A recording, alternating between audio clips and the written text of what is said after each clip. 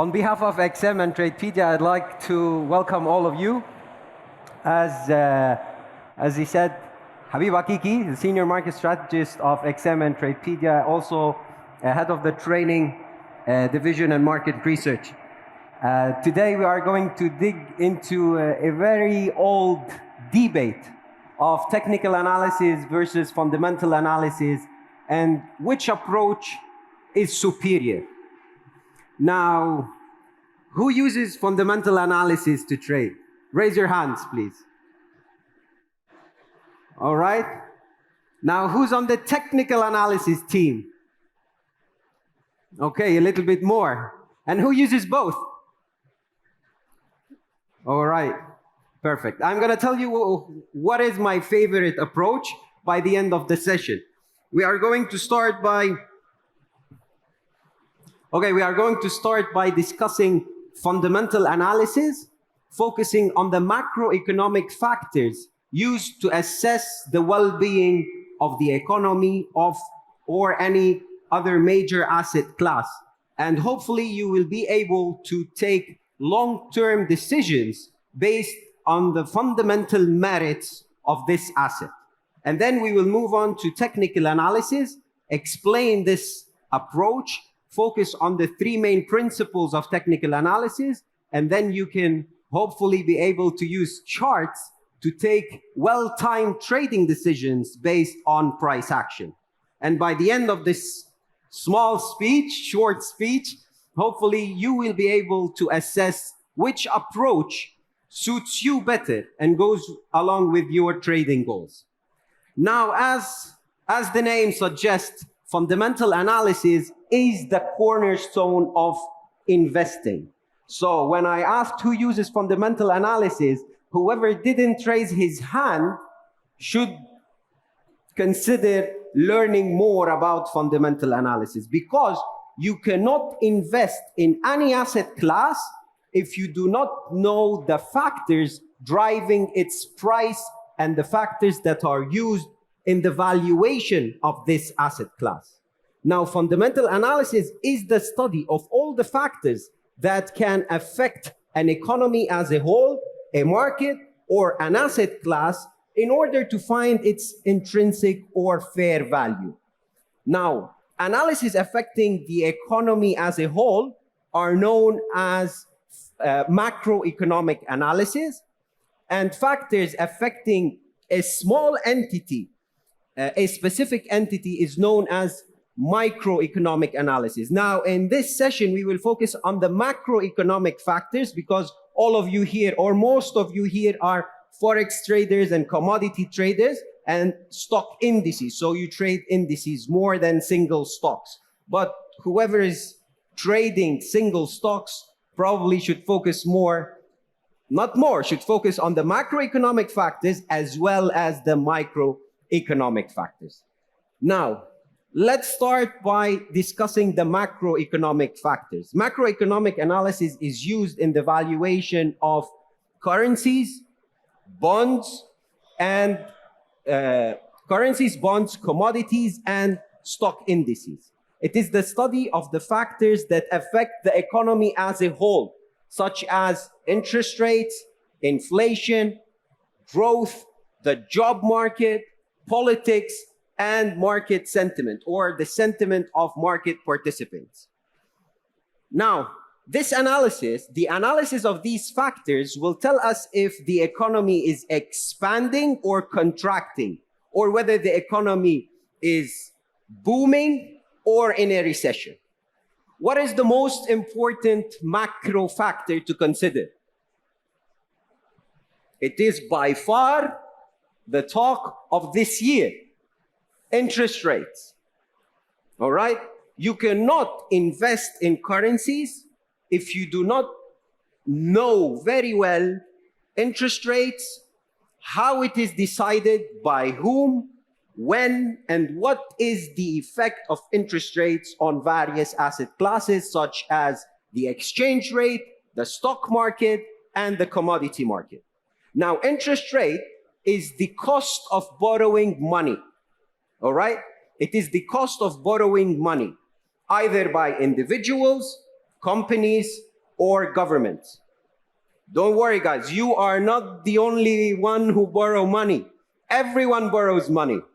Me, you as individuals, also companies, and also our governments, especially my government.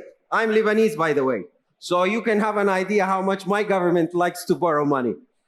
Now, guys, if people and companies borrow less, they will have less money to spend and less money to invest. And this, and vice versa. So the more we borrow, the more we have liquidity, the more we can spend and consume, and the more we can invest also. Now, when interest rates go up, how will this affect us? This will result in more savings and less spending, and will eventually lead to a decrease in growth. And of course, the opposite is true.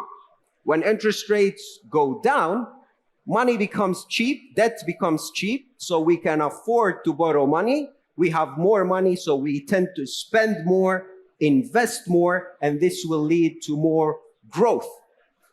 Now,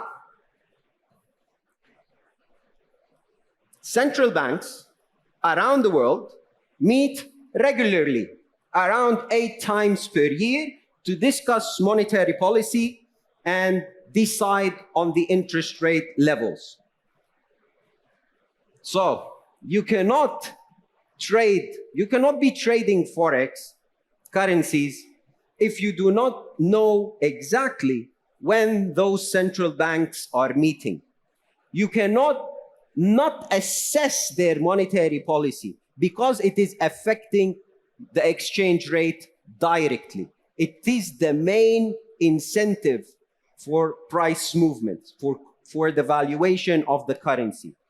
As I said, interest rate is the cost of borrowing money, but it is also the return that we get when we hold this money. So it is the return we get on our savings, and it is the cost we pay to service our debt. Now, when interest rates go up, this will have a positive effect on the exchange rate because individuals are always looking to sell currencies with low interest rates in order to buy currencies with higher interest rates. We want to hold the currency that is giving us more return. That is why whenever we say or whenever we expect that one central bank is going to increase interest rates, automatically we tend to go and buy the currency.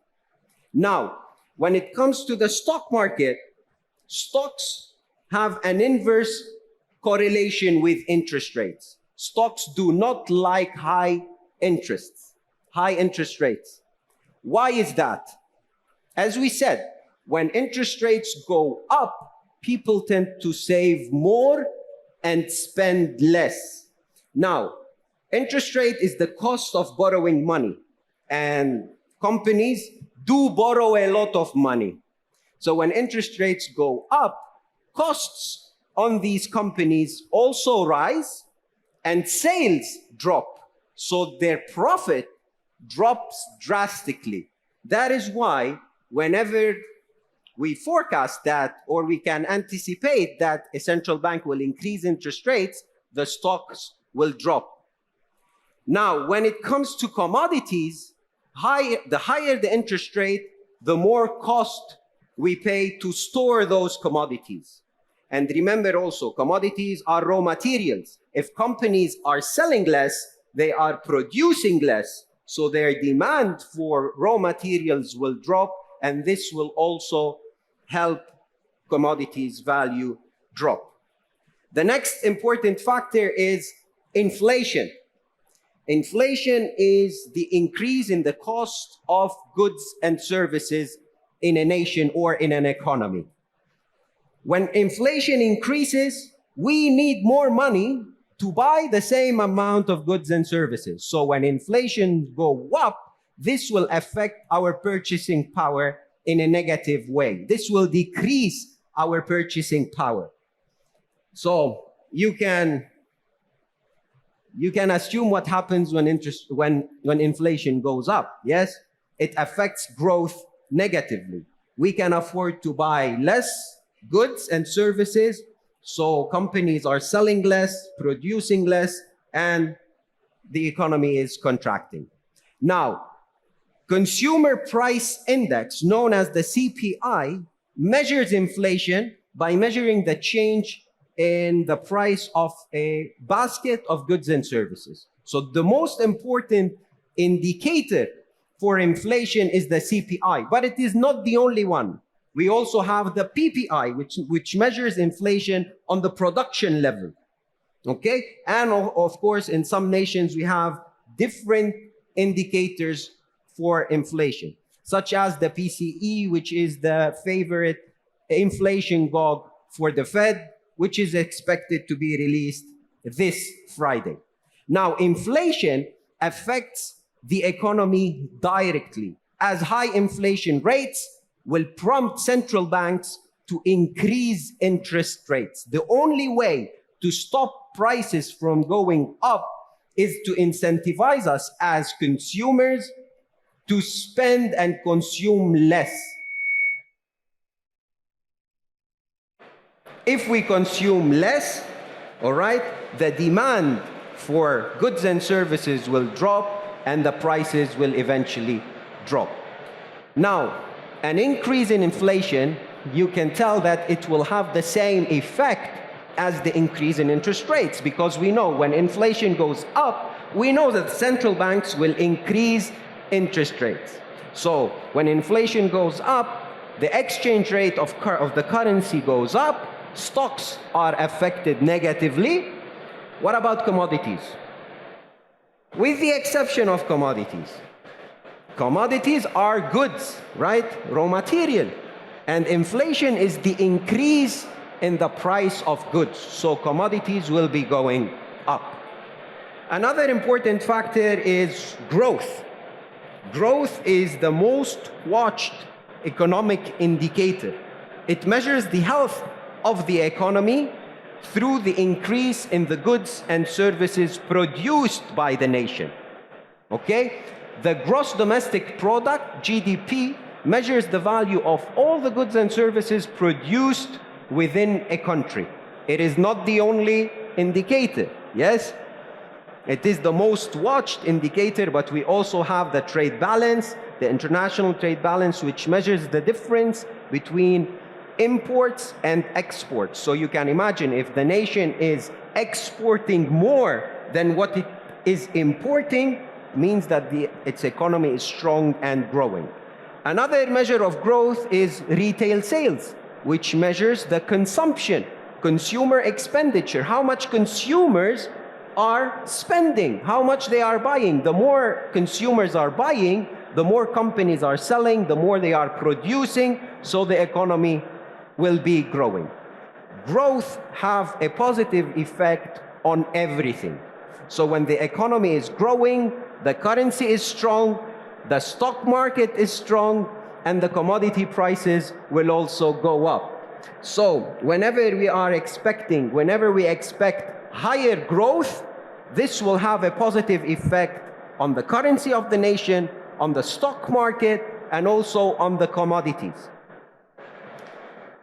Now, fundamental analysis and economic data releases is what moves the market. Technical analysis do not move prices. Prices move based on changes in fundamentals. I'm a certified technical analyst and I studied 2 years technical analysis and I use technical analysis to trade. But I am telling you, technical analysis do not move prices.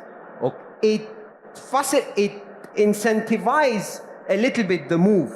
Yes, it increases momentum at certain points, but it does not create the move. The move is created based on changes in demand and supply as a result of changes in fundamentals. Now, traders should know all the expected economic events and data releases for the week. So if you are trading this market, you should be aware of the economic calendar, you should also be able to assess which economic release is more important than the other. Now, the most important economic releases are central banks' meetings, interest rates, to decide interest rates, inflation data such as the CPI and the PPI, growth data such as the GDP, trade balance, and retail sales. When it comes to the job market, the unemployment rate, non-farm payrolls, wage growth, average hourly earnings. All these data gives us a lot of information about the job market and how strong and solid the job market is. We also should look at consumer confidence surveys, and whoever is trading stocks should keep an eye on the earnings releases. Now, trading the news and trading around the release of these economic data is very exciting because it allows us to benefit from big market moves in a short period of time. But it also comes associated with a lot of risks because changes in fundamentals and unexpected readings in these indicators will cause a lot of volatility, and volatility is risk. Yes, without volatility we cannot make money, but as volatility increases, so does the risk. So, guys, we do not have time in this very short session to talk all about fundamentals. So whoever is interested to learn more, I advise him to do his own research, to read more from reliable sources on the internet. Keep an eye on the economic calendar, and if you want to learn even more, you can join the live educational program, which is free, and it is delivered by XM in collaboration with Tradepedia. We have a live education sessions going on every day, 8 hours of free education every day on XM website. Now, fundamental analysis. Let's move on to technical analysis. What is technical analysis? It is the study of the market action, meaning the price movement, through the use of charts for the purpose of forecasting future price trends. For some of you who doesn't know about this approach, may find it a little bit weird or strange. How can we look at a chart and then we can forecast what is going to happen in the future? And here, allow me to explain the 3 key principles of this approach. The key principles of technical analysis, or technical analysis as a study, is based on 3 principles. The first is that market action discounts everything. What does market action discounts everything mean? It means that all the fundamentals that we discussed earlier in this session, such as changes in interest rates, inflation, growth, the job market, politics, and sentiment, all these are reflected directly in the price of the asset, in the price of the security. Technical analysts do not care about the reason behind the price movement. All they care about is the effect. So, also, technical analysis or price movement reflects also hidden fundamentals that are not known by us as market participants, such as insider trading or price manipulation or central banks buying of gold. They do not announce that they are going to do that. All right? So, but all these are directly reflected by the price. So as a technical analyst, I assume that if prices are going up, demand is greater than supply. There is a high demand for this security. Why? Because fundamentals are good. So if Apple stock is going up, the technical analyst does not care why is it going up. Maybe because Apple released a new product. Maybe because Samsung's products are exploding. Maybe because Apple found raw material for a cheaper price. we don't care. All we care about is that if prices are going up, things are good. And if things are good, they will remain good in the near future. Now, the second principle is that prices move in trends. And this is derived from Charles Dow theory, the founder of the Dow Jones Index. He studied stock market behavior for 20 years, and he observed that the market does not move randomly all the time. A lot of times, the market moves in a rhythmic way. And it does not move in a straight line, but rather in zigzags, forming three different market movement: an uptrend, a downtrend, and a range. And because the markets move in a rhythmic way, then we can benefit from this rhythmic movement in order to enter our trades. And the third is that history repeats itself. History repeats itself reflects our behaviors as traders, as humans, because our behavior does not change. Fear and greed shows around market tops and market bottoms. Our behavior creates price patterns that if studied, we can forecast similar price patterns in the futures. And patterns that worked in the past are assumed to work in the future. There are a lot of advantages for technical analysis. The main advantage is flexibility and adaptability. The technical analyst can adapt quickly to changes. If I'm analyzing the local stock market and I believe that the local stock market is going to go in a bearish trend in the future, I can simply change my analysis and focus on another market. Fundamental analysts cannot do that. They tend to specialize in a certain asset class. So when I was working in the bank, we had FX dealers, commodity dealers, and shares, stock dealers. And we had technical analysts who serves all of them, because technical analyst is analyzing price, whether it is the price of oil, of the euro, of Bitcoin, of the 10 years treasury bonds, it's all the same. All right? So, technical analysis applies to different trading mediums: Forex, commodities, bonds, you name it. It also applies to different time dimensions. Long-term traders or long-term analysts will focus on weekly and monthly charts. Medium-term traders will focus on daily and 4 hours charts. And short-term and intraday traders and scalpers can focus on the 1 hour chart and intraday charts. Also, technical analysis can help us in economic forecasting. For example, if we are analyzing the commodities prices and we notice that all commodities are moving in an uptrend, this is a sign that inflation is accelerating. And then we can conclude a lot of things. Now, I will wrap it up. Technical analysis versus fundamental analysis. Let's assume a fundamental analyst determined that the intrinsic value for this stock is $1.3. And at the market now, the stock is trading at 1.5. Price is below intrinsic value, so the fundamental analyst will decide to buy, because in the market, the stock is trading cheap. Now, where to buy? We buy at 125 or a little bit lower at 1.2. It doesn't matter, right? Fundamental analysts will buy whenever the price is below the intrinsic value. Prices start to go up. It goes above 1.3. What does a fundamental analyst do? Come on. Sell, right? Because the market value is higher than the fair value, so we consider that the stock is expensive now. It's overpriced. What if the stock keeps going up?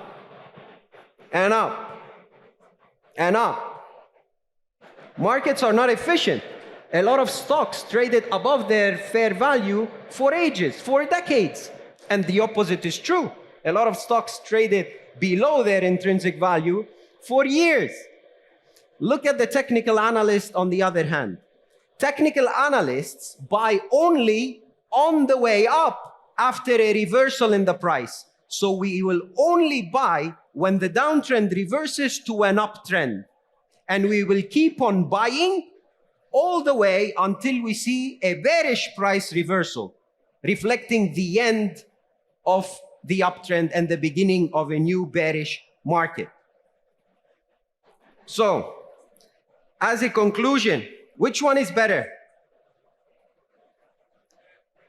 Which one? Combination, yes. The best thing if you are able to combine both. But if you are to choose one, I will always prefer technical analysis, because fundamentals are directly discounted in the price, and the opposite is not true. So the study of fundamentals is deemed unnecessary to a certain point, because we assume that fundamentals are reflected in the price movement. Now, both are really, really necessary. You cannot succeed on the long run if you are not aware of the factors affecting the price. However, as a conclusion, I will tell you, even if fundamental analysis is employed, investors, I bet none of you here is a long-term investor. Yes? We all like action. We are all seeking action. Yes, we want to trade 2-3 times every day. We want to enter the market and exit a couple of times at least every week. Fundamentals do not change frequently. So you cannot depend solely on fundamental analysis. And even if you like fundamental analysis because you understand economics and its effect on different asset classes, what about the timing? What about risk management? How do you decide on the best entry point? Where to put your stop loss, when to exit the market? All these should be based on technical analysis. So the combination is the best. Now for me, when technical analysis and fundamental analysis disagree, I use technical analysis. And when they agree, I also use technical analysis. But I risk more. Okay, so when the two approaches agree together, I increase my risk because I'm more confident. But when they disagree and I have to take a position, I always take my position based on technical analysis. I cannot explain technical analysis in 5 minutes. So again, I would like to invite everyone to learn more from reliable sources, not always from YouTube and TikTok. Okay, so if you are interested to learn, again, I'm inviting you to attend XM Live Education. 8 hours of free education given by the best analysts and traders all around the globe. We have it in English, we have it in Arabic. All right, and I will also like to invite you all to attend our 6-hour seminar, which will be happening this Saturday, 30th of September. Also, it is advertised on XM website, and I will also be available on booth number 8 on XM booth to answer all your personal questions after this session. I hope you enjoyed, and thank you very much.